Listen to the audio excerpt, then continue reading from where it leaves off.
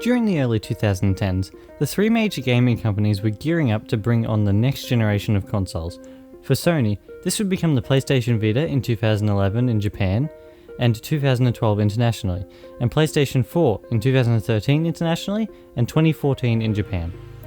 For Microsoft, this was the Xbox One in 2013, and for Nintendo, the successor to the DS, was the 3DS in 2011, and the Wii's successor, the Wii U, released in 2012. Containing a 1.24 GHz tri-core processor and 2 GB of DDR3 RAM, the console lacked in power compared to its direct competition releasing a year later, the Xbox One and the PS4, causing a similar situation to that of the Wii with its underpowered hardware as compared to its competition at the time.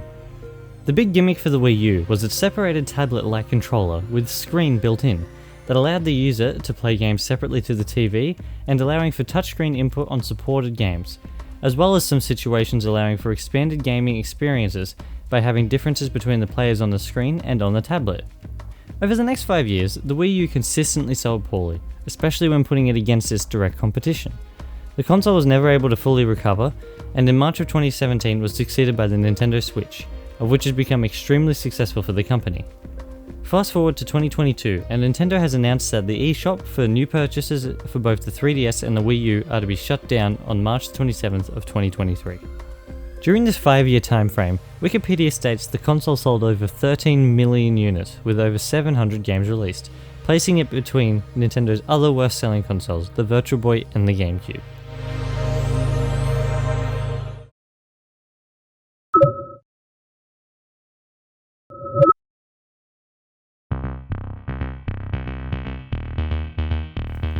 For the majority of the Wii U's lifespan, the primary consoles I used were the Xbox 360 and PlayStation Vita.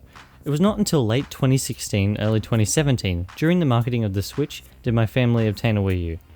The primary reason for getting one was for the release of The Legend of Zelda Breath of the Wild, as purchasing a discounted Wii U was much cheaper than trying to afford a Switch at the time, and it included backwards compatibility with our much more extensive Wii library. With the release of Breath of the Wild, the Wii U was cemented as the primary console in the household until roughly 2019, when I saved up enough to buy an original model Switch, of which were being discounted as the Red Box Switch was releasing at the time. Our time with the Wii U was reversed in comparison to many others. As Wii U games were ported to the Switch or a sequel was made, my family would pick up the version for our console, such as heavily getting into Smash Bros. For Wii U when Ultimate was released in 2018, or playing a fair amount of the original Mario Kart 8 whilst its Switch counterpart was out and selling well. After obtaining a Switch, the Wii U changed from being our primary system to mostly a retro game player thanks to its virtual console, and currently that is mainly still what it is being used for to this day.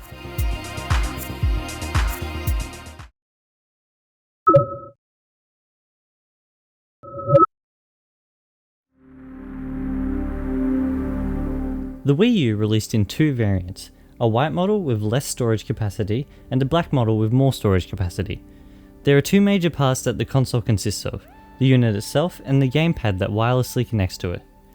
Starting with the base console, it has a similar design to the Wii, whilst being visibly sleeker and slightly longer with more rounded edges.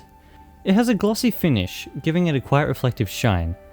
The front panel consists of eject, power and controller synchronizing buttons next to the slot for discs to be inserted.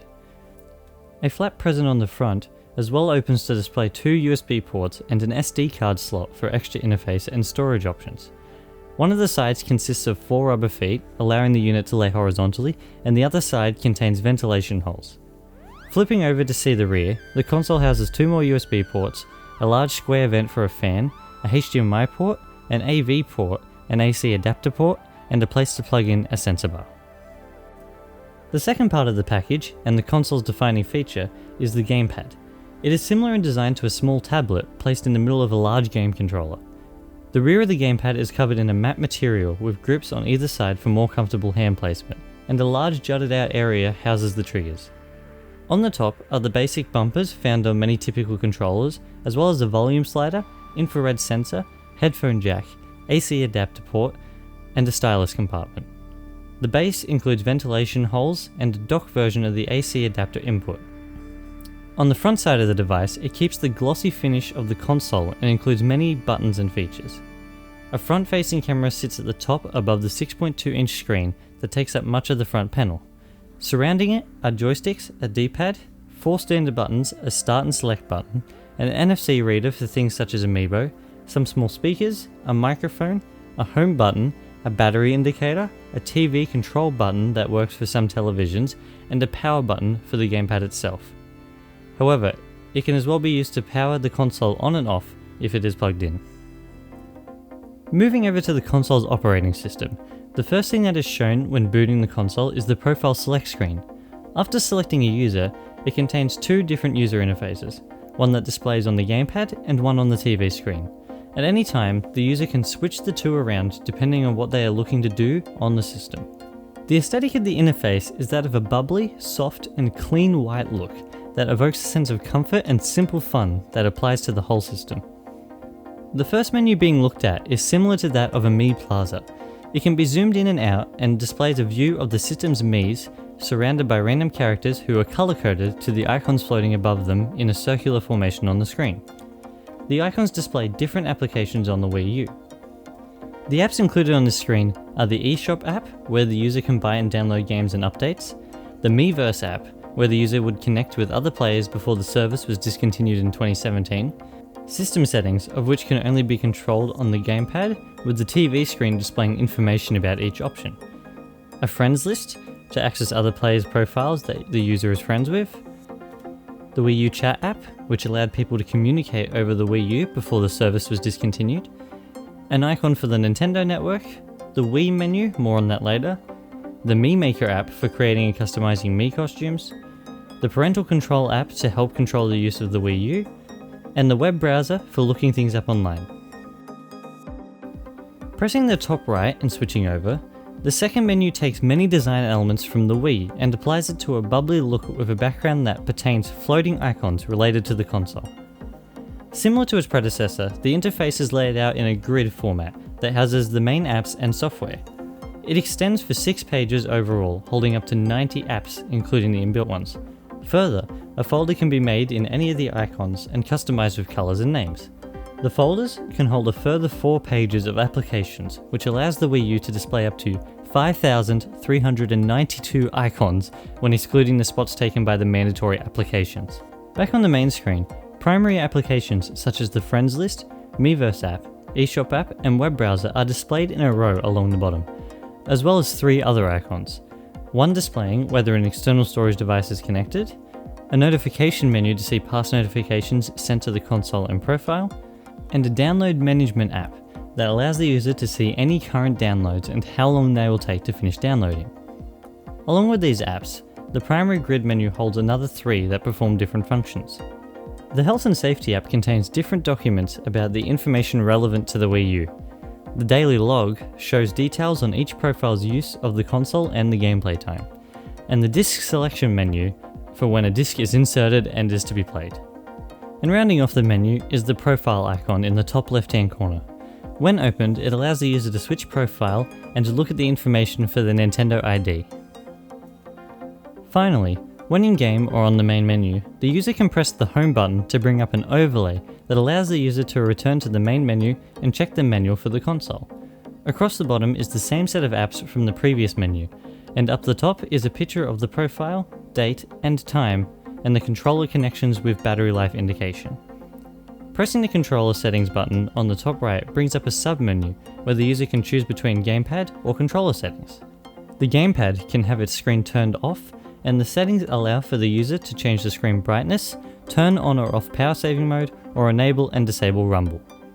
The controllers and remote side can bring up pairing options, and the settings allows the user to change the volume from the built-in speakers, change the sync order, and enable or disable the rumble.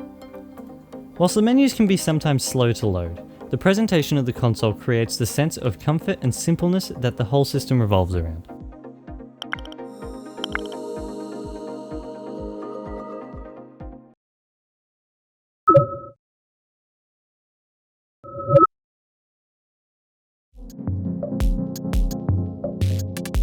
When discussing controls for the Wii U, there are some options. The first of which is its predecessor's default controller, the Wii Remote, and the Nunchuck by extension. To further fuel the misunderstanding that the Wii U is an extension to the Wii, Nintendo decided to make arguably the primary control style that of the Wii Remote again. It works effectively the same as before, with the Wii U including a sensor bar allowing the user to point at the screen and use it like a mouse pointer on a computer. Using the remote's built-in gyro, the Wii U, like the Wii, has a majority of motion control based games on the system, allowing the user to control things via their own physical movement, rather than button pressing or joystick controls. The Wii remote controls are as well ideal for the Wii menu that will be discussed later. The Wii U can as well use a variety of normal controller types, including official Pro controllers and third-party controllers. Using adapters allowed for the use of GameCube controllers for games like Smash Bros. As well. Whilst many games use the Wii remote primarily, a fair amount of the games had support for normal controls thanks to the layout of the gamepad. And speaking of the gamepad, as stated earlier, it is essentially a large game controller with a screen in the middle. Streaming from the base console, the gamepad can receive another display of the game being played, or extra functionality, such as an inventory the player can manage whilst playing the main game on the big screen. The gamepad is advertised as the key part of the console, however few games took advantage of it in unique ways, most generally being the aforementioned inventory management, or in some cases asymmetrical multiplayer, with up to 4 players on screen trying to complete an objective, and another on the gamepad trying to achieve the opposite outcome. Ultimately, the problem with the gamepad came down to it being seen as a purchasable add-on for the Wii, and not part of a new console altogether.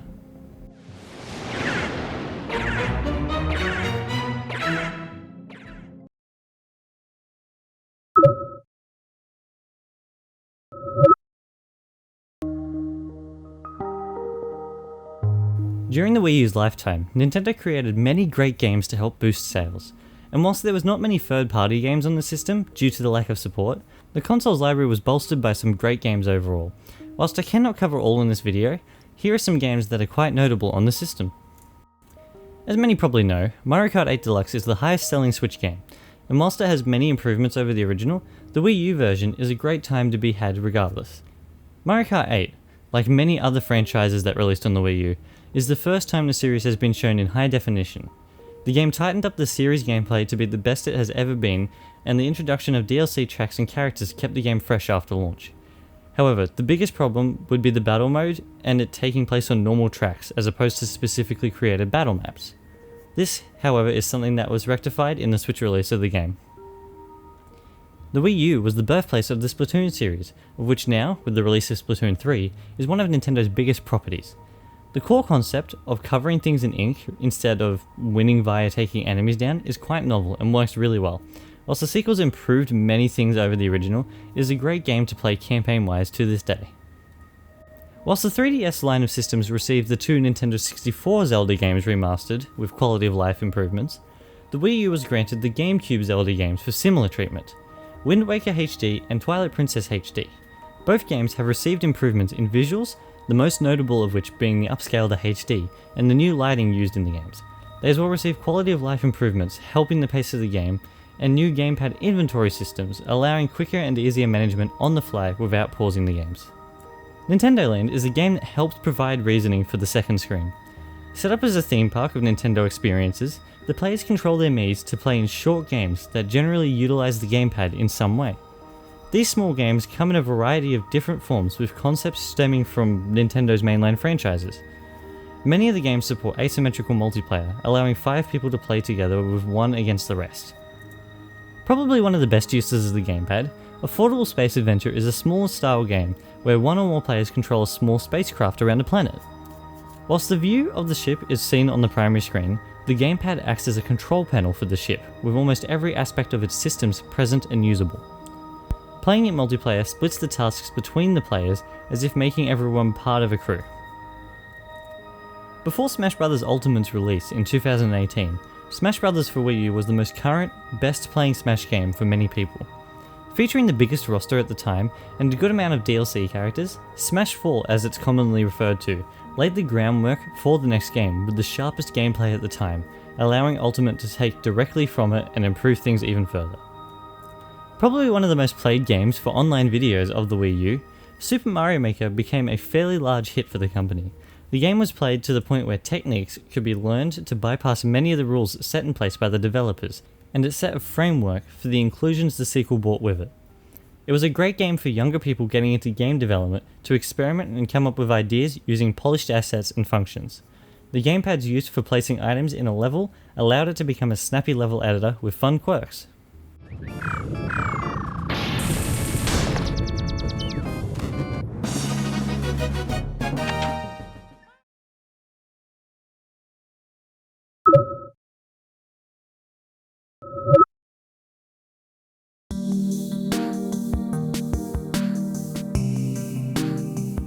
One of the Wii U's biggest features was its large amount of backwards compatibility and the ability to play older games from previous generations. It primarily accomplished this in two major ways. A carryover from the Wii, the Virtual Console allows users to buy and play legacy content from many consoles prior to the Wii U. Currently, the system holds games from 7 different consoles: the Nintendo Entertainment System, the Super Nintendo Entertainment System, the Nintendo 64, the TurboGrafx 16, the Game Boy Advance, the Nintendo DS, and the Wii. These virtual storefronts of legacy content allows players a massive amount of variety and helps to expand the Wii U's library. Thanks to the gamepad and its touchscreen, the incorporation of DS games works quite well, as the system can emulate the dual screens in several different ways, whilst allowing for TV play. Perhaps the most unique form of backwards compatibility would be that of the Wii menu. Once selected, the console will power down and restart with the Wii's operating system, allowing the user to play it as if it was its predecessor, now with HDMI output. Sadly, however, unlike the real Wii, this version cannot play GameCube games in addition to the standard Wii games. However, when playing a game, it plays as if it were native to the console with little to no errors from general observation. This interesting version of backwards compatibility allowed all the Wii players to keep their games and carry them over to the current generation of the time.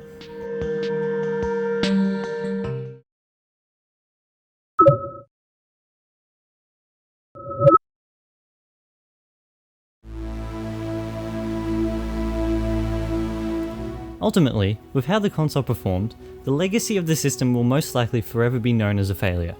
However, there are many aspects of the console that can be seen in Nintendo's current generation and hopefully can be carried into the future. Many of the games that released on the console are a highlight in Nintendo's library. Nintendo's willingness to revisit these titles, either by port or with extra added content, displays the quality both the company and the consumers see in the media. And similar to its predecessor, the Wii U was as well the start and home for many well-known indie games, which have later been ported, and some have become their own successful franchises. The Wii U was a platform that allowed for creativity outside of the general AAA titles, thanks in part to the marketing push they would gain with the lack of big third-party games on the system overshadowing them. The Wii U as well brought many concepts that Nintendo later took and refined with the Switch. The console was the company's first high-definition capable system, and with it came games with highly polished and great-looking art styles, allowing games to look good beside its more powerful competitors. The idea of portable home console gaming away from the TV that was behind the concept of the Wii U can be directly linked to the Switch, of which can go with a person anywhere and play home console games to a certain degree.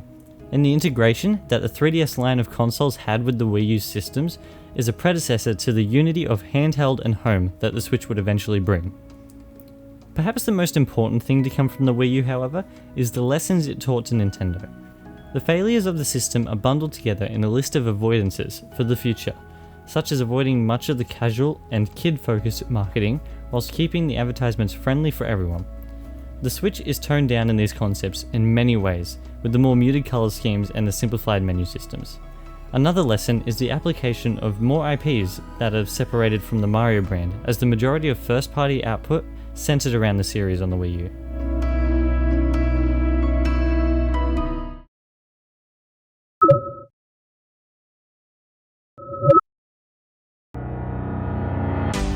The Wii U is a hugely important console, both for its development company and for fans of the franchises released on the system.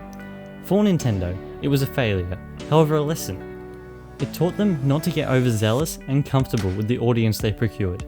It taught them that the marketing they had in place for many years was not working any further and provided the base for a concept that would become the Switch, one of Nintendo's most successful systems to date.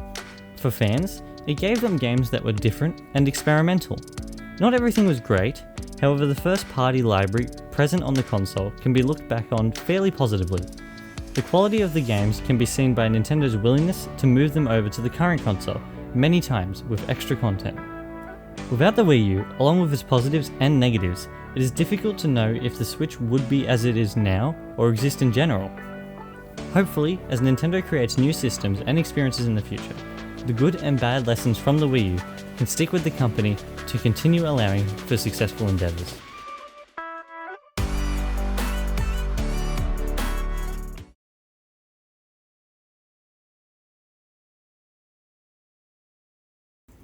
Alrighty, thank you everyone for watching if you have indeed watched this far. Like my previous Something Is Important video on Crossing Void, this video took quite a fair amount of time to put together. The Wii U is a meaningful console in my life, and I thought it deserves something from me before the shop is closed later this month. However, for now, I believe that is all from me. I hope everyone enjoyed the video. Thank you for watching, and I shall be back in the next one. Cheers everyone!